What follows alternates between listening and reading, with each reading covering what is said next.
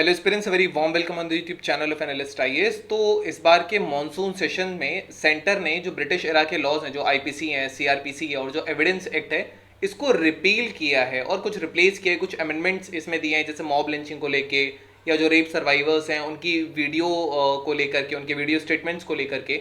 सो ये सारी चीज़ें हैं जो हमें इसमें पढ़नी है, जो इंपॉर्टेंट है। तो इसको जो बदला गया है वो भारतीय न्याय संहिता बिल, भारतीय नागरिक सुरक्षा बिल और भारतीय साक्ष्य बिल से इसको रिप्लेस किया जाएगा। कुछ इसमें चैलेंजेस भी हैं। देन इसका इम्पैक्ट क्या है क्रिमिनल जस्टिस सिस्टम में, ये हम देखेंगे। इसके बाद हम कंक्लूजन देखेंगे। Then prelims and the mains practice question. So let's start.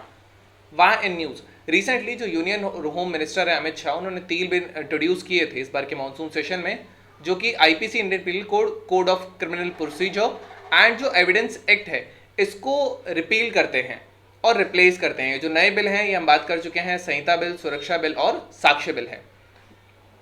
Now ये जो बिल इंट्रोड्यूस हुए हैं, तो अगर हम भारतीय न्याय संहिता बिल की बात करेंगे तो पहले आईपीसी में 551 सेक्शंस थे, नए बिल में 356 सेक्शंस हैं। इसके अलावा जो सीआरपीसी था, इसको भारतीय नागरिक सुरक्षा संहिता से रिप्लेस किया जाएगा। पहले इसमें 478 सेक्शंस थे, अब इसमें 533 सेक्शंस हैं। एविडेंस एक्ट जो है, पहले इसमें 167 सेक्शंस थे, अब इसमें 3 सेक्शंस बढ़ा दिए गए हैं। तो ये भारतीय साक्ष्य बिल होगा। अगर हम अमित शाह का स्टेटमेंट देखें तो ये बेसिकली पनिश नहीं करेगा लोगों को और ज़्यादा, जबकि लेकिन जस्टिस प्रोवाइड करेगा। क्योंकि जो हमारे लॉज हैं ये ब्रिटिशर्स ने बनाए थे। So these are the things कि कैसे हमारे क्रिमिनल सिस्टम को ट्रांसफॉर्म करेगा। नॉल if you want you can read this. So this is about it. Now what was the need of the new bills? तो सबसे पहला, कॉलोनियल लेगेसी। 1860 से 2023 अब तक जो कंट्री का क्रिमिनल जस्टिस सिस्टम था, ये जो ब्रिटिशर्स हमारे लॉज बना के गए थे उन्हीं पर फंक्शन कर रहा था। अभी जो लॉज हैं कॉलोनियल टाइम में इनको ड्राफ्ट किया गया था। लैंग्वेज बहुत कॉम्प्लेक्स है। मोरओवर जो कॉन्सेप्ट्स हैं ये एक्यूरेटली जो आज के सोशल नॉर्म्स हैं, आज की जो सोशल वैल्यूज हैं, जो चेंजिंग क्राइम्स हैं, उनको ये एक्यूरेटली रिफ्लेक्ट नहीं करते हैं। अब टेक्नोलॉजी में एडवांसमेंट आया, जो रैपिड एडवांसमेंट टेक्नोलॉजी में आया, वैसे भी जो क्राइम है उनके डायमेंशंस अलग अलग होते गए हैं। एविडेंस एंड इन्वेस्टिगेशन के भी डायमेंशंस चेंज होते गए हैं, तो इनको एक जगह लाना बहुत ज़रूरी था। मोरओवर ये जो लॉज हैं ये कॉम्प्लेक्स हो गए थे टाइम के चलते टाइम के दौरान पे। सो this is it. Now confusion हो रहा था लीगल प्रैक्टिशनर्स के बीच में, लॉ एनफोर्समेंट एजेंसीज के बीच में, जनरल पब्लिक में भी कन्फ्यूजन था लॉज को लेकर के। सो इनको सिंप्लीफाई और स्ट्रीमलाइन किया जाएगा इस लीगल फ्रेमवर्क को। तो ये ट्रांसपेरेंसी और अंडरस्टैंडिंग जो है जनरल पब्लिक की, उसको इंक्रीज कर देगा, एनहेंस कर देगा। नाउ बहुत सारे ऐसे रिपोर्ट्स है, जैसे कि पार्लियामेंट्री स्टैंडिंग कमेटी जो थी डिपार्टमेंटल रिलेटेड होम अफेयर्स पे, इसका जो 146 रिपोर्ट थी, इसमें इन्होंने रिकमेंड किया था कि एक कॉम्प्रिहेंसिव रिव्यू की जरूरत है जो क्रिमिनल जस्टिस सिस्टम है कंट्री का, उसका। मोरओवर स्टैंडिंग कमिटीज जो हैं उसकी 111th और 128 जो रिपोर्ट थी, इसमें भी क्रिमिनल लॉज को रिफॉर्म के लिए उन्होंने हाईलाइट किया था कि उसकी नीड है। देख लेते हैं भारतीय न्याय संहिता जो है, इसके मेन फीचर्स क्या हैं। ये टेररिज्म को, ऑफेंसेस जैसे कि सेपरेटिज्म है या आर्म रिबेलियन जो गवर्नमेंट के अगेंस्ट होता है, इनको डिफाइन करता है।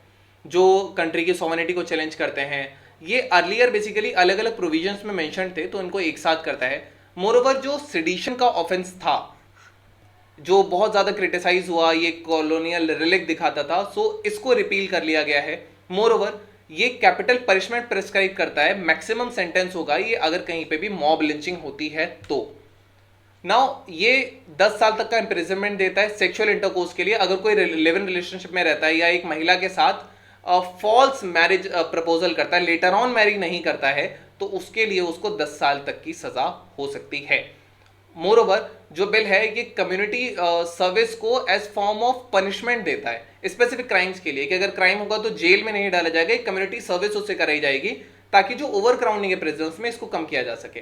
देन जो बिल है ये मैक्सिमम लिमिट 180 दिन की फिक्स करता है एक चार्जशीट फाइल करने के लिए, तो ये ट्रायल्स को स्पीड अप करेगा जो बहुत दिनों तक चले जाते हैं। देन भारतीय नागरिक सुरक्षा संहिता बिल 2023, इसके क्या मेन फीचर्स हैं? ये टेक्नोलॉजी का यूज बेसिकली प्रमोट करता है ट्रायल्स में, अपील में, मोरओवर डिपोजिशंस, रिकॉर्डिंग्स में, वीडियो रिकॉर्डिंग्स, वीडियो कॉन्फ्रेंसिंग जो प्रोसीडिंग्स के लिए होती है उसको अलाउ करता है। ये जो बिल है, जो सेक्सुअल वायलेंस के जो सर्वाइवर्स होते हैं, इनका जो स्टेटमेंट होता है उसकी वीडियो रिकॉर्डिंग को मैंडेट करता है। जो कि एविडेंस को प्रिवेंट करने में, प्रिजर्व करने में, और आगे उसका कभी मैनिपुलेशन ना हो, स्टेटमेंट चेंज ना हो, इन सारी चीज़ों पर ये फोकस करेगा। देन जो बिल है ये इट ऑल्सो मैंडेट्स की जो पब्लिक है, ये जो करंट ये जो कंप्लेंट का स्टेटस है इन 90 डेज इसको इन्फॉर्म करना पड़ेगा। सो ये अकाउंटेबिलिटी और ट्रांसपेरेंसी इंक्रीज करेगा। ये जो पब्लिक, अगर पुलिस किसी केस को विड्रॉ करती है जो कि लगभग 7 साल या उससे ज़्यादा पनिशेबल है, तो उसके लिए उसको विक्टिम का कंसेंट लेना पड़ेगा, विक्टिम को बताना पड़ेगा, ताकि जस्टिस कॉम्प्रोमाइज ना हो, ना ही डिनाई हो। मोर ओवर ये जो क्रिमिनल्स यहाँ से भाग जाते हैं उनको basically absentia by court, it means कि कोर्ट में उनका ट्रायल तो चल सकता है बशर्ते वो यहाँ फिजिकली प्रेजेंट ना हो, और उनको सेंटेंस भी किया जा सकता है। तो इससे फ्यूजिटिव्स को डिटर किया जा सकता है कि वो जस्टिस से नहीं भाग पाए, अगर वो भाग भी जाएंगे तब भी केस चल सकता है। देन ये मजिस्ट्रेट को एम्पावर करता है कि टू टेक कॉग्नाइजेंस ऑफ ऑफेंसेस जो इलेक्ट्रॉनिक रिकॉर्ड्स पर बेस्ड हैं, जैसे कि ईमेल हो गया, थ्रेट मैसेजेस हो गए, व्हाट्सएप मैसेजेस हो गए कुछ। सो ये चीज़ें हैं, तो ये बेसिकली एविडेंस कलेक्शन और वेरिफिकेशन को फैसिलिटेट करता है। मोरओवर मर्सी पिटिशंस की अगर हम बात करें तो 30 डेज के अंदर गवर्नर को सबमिट करनी होंगी और 60 डेज के अंदर प्रेसिडेंट को। अगर प्रेसिडेंट ने कुछ भी ऑर्डर दिया है तो वो किसी भी कोर्ट में उसके खिलाफ अपील नहीं हो सकती, that would be the final. Now main features क्या है भारतीय साक्ष्य बिल के? भारतीय साक्ष्य बिल ये बेसिकली इलेक्ट्रॉनिक एविडेंसेस को डिफाइन करता है कि it is a information which is generated और ट्रांसमिटेड बाय एनी डिवाइस और सिस्टम, और ये कैपेबल है कि इसको स्टोर किया जा सकता है और रिट्रीव भी किया जा सकता है by any mean. So this is what an electronical evidence is. Now ये स्पेसिफिक क्राइटेरिया ले डाउन करता है इलेक्ट्रॉनिक एविडेंस की एडमिसिबिलिटी को लेकर के, जैसे authenticity, integrity, reliability and all. तो ये जो डिजिटल डेटा है उसका मिसयूज, टेम्परिंग, इसको प्रिवेंट करेगा। मोरओवर ये स्पेशल प्रोविजंस प्रोवाइड कराता है डीएनए एविडेंस जो होता है, जैसे उनकी एडमिसिबिलिटी को लेके, जैसे कि कंसेंट हो गया या चेन ऑफ कस्टडीज हो गया। सो देयरफॉर ये एक्यूरेसी और रिलायबिलिटी इंक्रीज करेगा जो बायोलॉजिकल एविडेंस लिए जाते हैं। So it also recognises expert opinion जो होगा, ये एक फॉर्म ऑफ एविडेंस की तरह भी यूज हो सकता है, जैसे कि मेडिकल ओपिनियन यूज होता है, उसी हिसाब से हैंडराइटिंग एनालिस्ट वगैरह।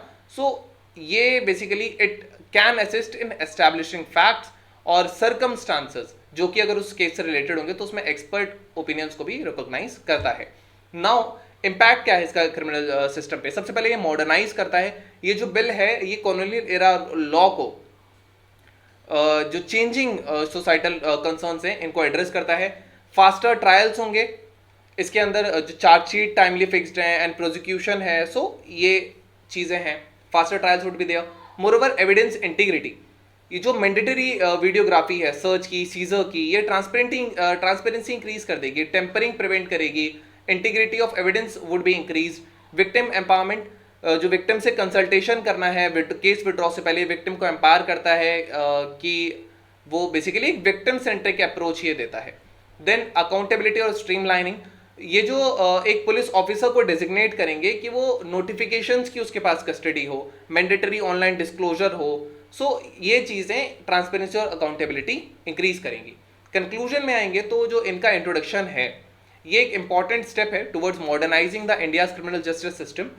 ये जो रिफॉर्म्स हैं which are driven by the government's commitment for transparency, accountability, justice, इनमें they have the potential that they can reshape the legal proceedings, they will empower the victims, victim centric approach है।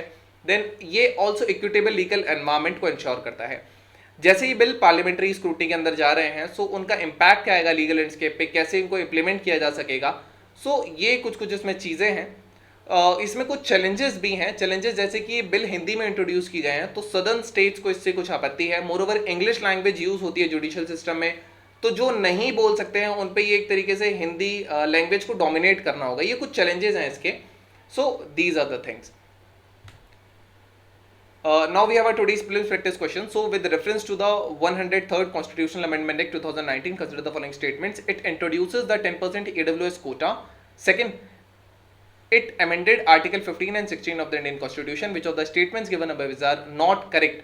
So you can type the answer in the comment section. They'll let you know if it's correct or not. Then we have our main practice question. What are the challenges and significance of the